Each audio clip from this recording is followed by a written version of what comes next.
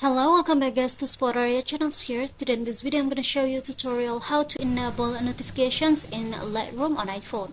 But before it, I hope you guys click subscribe and the bells button to support the channel. And without any further ado, let's get started to the video. Well guys, of course here you just have to make sure that the allow notifications on your settings Lightroom is already on here guys. So if you want to check it, if you want to enable the notification, just go ahead to your settings here for your device and now scroll it down until we found out here the apps options. And after scroll it down again until we found out the Lightroom applications like this, just tap on it. After, go ahead to these notifications.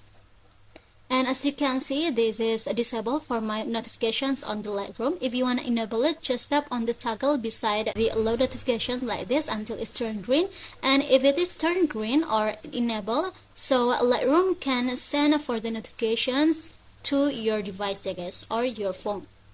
So yeah, I think it's enough from me, tutorial how to enable Lightroom notifications on iPhone.